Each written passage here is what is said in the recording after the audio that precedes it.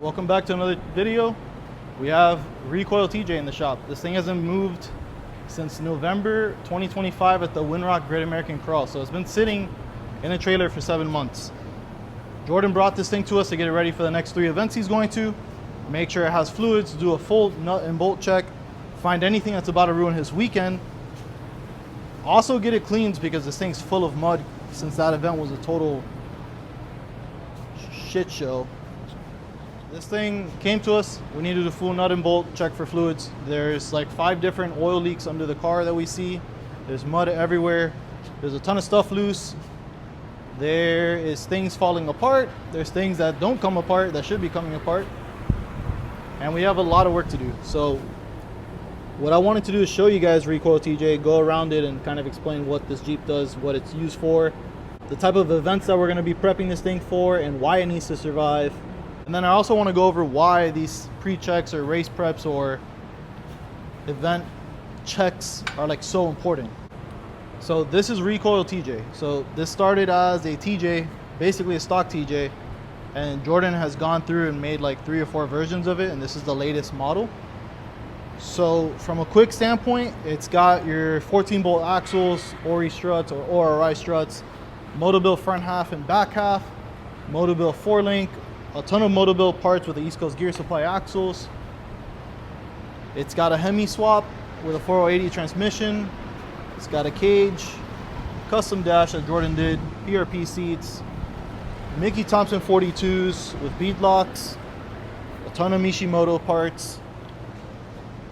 This thing has proven itself in the trails. I've been following it for a very long time through social media and off-road and trails.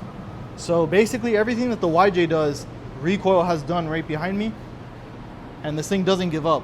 So we actually prepped RECOIL back in 24 or early 25. It came to us, we did some work on the transmission mount and a bunch of other stuff, and we did a full service on it, and it lasted a very long time without issues. But it's been a long time without being checked or gone through and proper maintenance. So the last trip that Jordan went on was Windrock at the Great American Crawl, which was sloppy, it was full of rain. You can see all the mud on this thing. This thing needs a heavy detail. So it's got a ton of oil leaks, how we were talking about. So you can see real quick, the front diff is leaking, the remote oil filter is leaking, transmission leak, everything is leaking pretty much. This thing is badass. It's definitely proven itself in the trails. But in order to keep these things running for so long, they definitely need to be taken care of. So it's basically the final 3 Great American Crawls that he's going to be going to. So we have a pretty hefty list to check out. So basically some of the things that we go through, we'll go through all the fluids, we'll check for leaks. That's usually the most obvious sign that will give us a clue as to what's having an issue at the moment. So obviously, like, we saw a diff leak, and if we look at the pinion support center trunk, it's leaking from there, so we got to take care of that. We found a transmission oil leak, which the entire bottom of the Jeep is leaking tranny oil and transfer case, so we need to touch that. Rear axle's leaking, the remote oil filter is leaking as well, so we need to figure that out, figure out why that's leaking.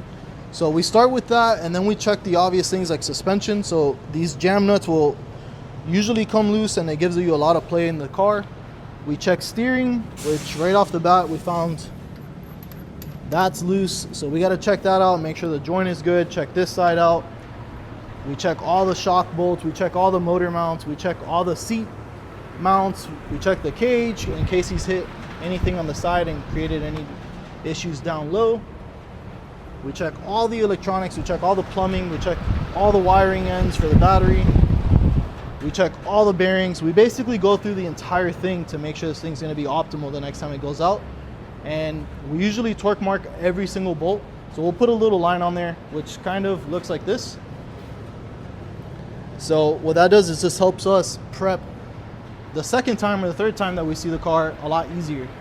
So we'll go through all those marks, we'll go through all the systems, make sure there's no leaks.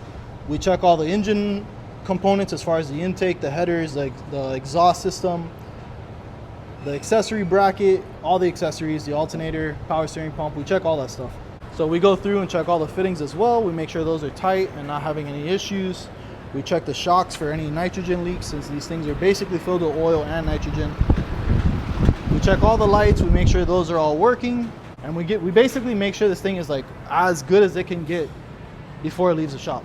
And that basically gives them, one, it gives you peace of mind and confidence in driving your car, and two, after you're having all these trips back to back to back, you know it's going to be reliable, and if something happens in the trail, it's going to be a lot easier to figure out what's going on and take care of it quicker. If you have all those torque marks and you know it's been serviced recently, you're going to be able to pinpoint those issues on the trail faster. And I can't stress this enough, like these pre-trip checks or race preps are probably one of the most important things you could do on your Jeep or off-road rig, or actually anything.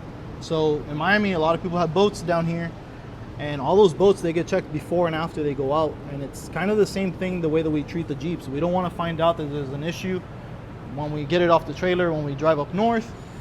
We want to find it when we get back to the shop, fix it, and make sure everything is perfect, ready to go for the next one.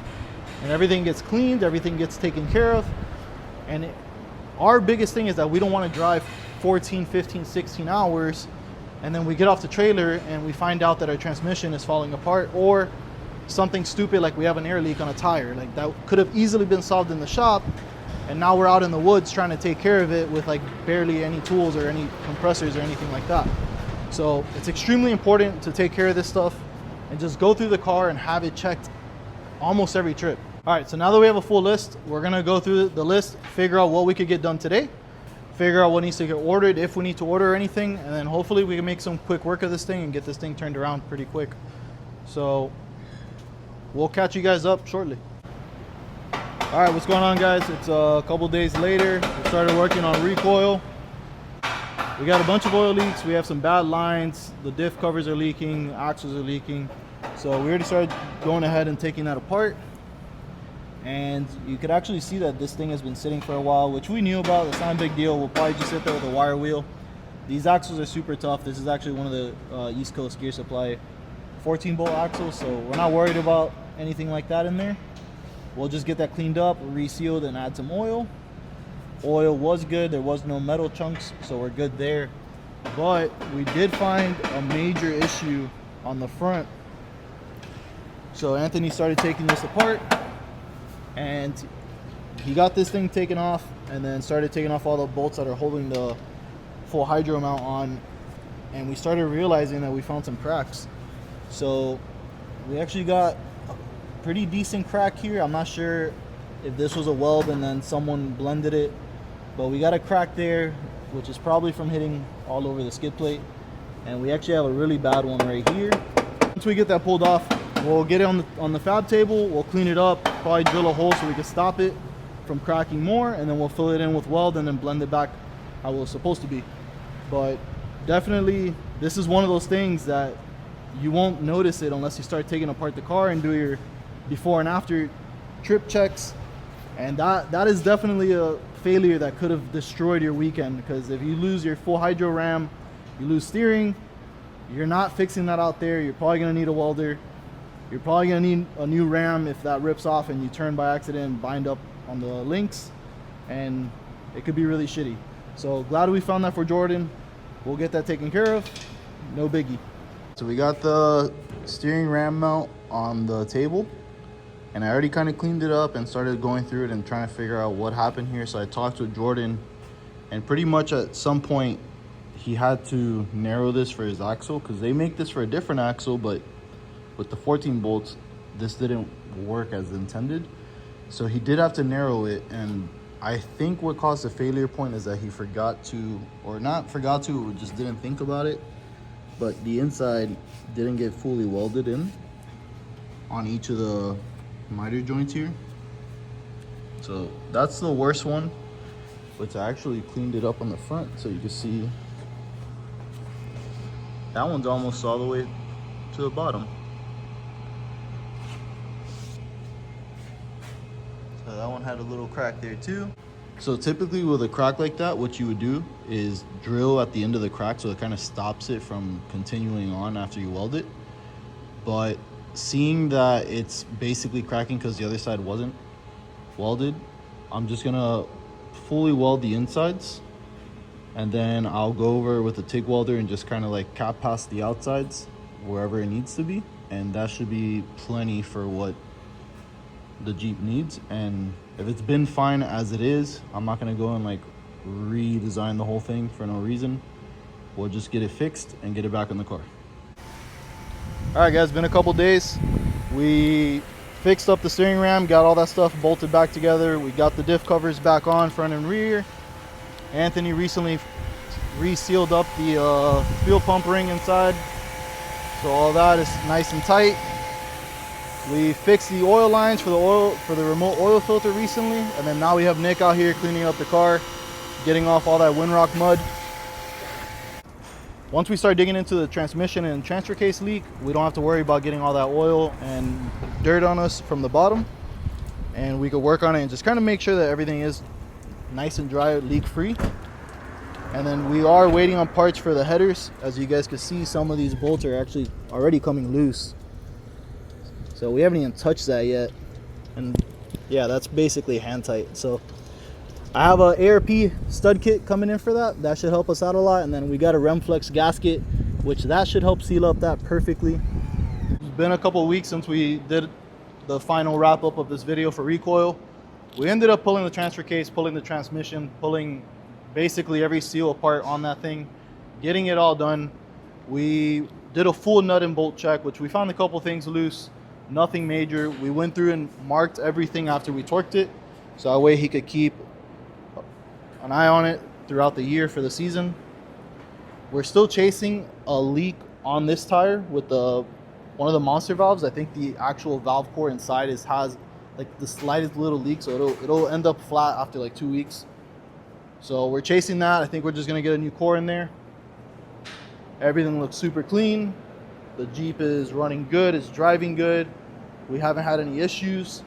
We did do the ARP stud kit for the headers, so that should prevent them from having those bolts back out anymore. We also put obviously a new fresh gasket, and this thing's pretty dialed in right now. I think it's pretty good. It's been leak free.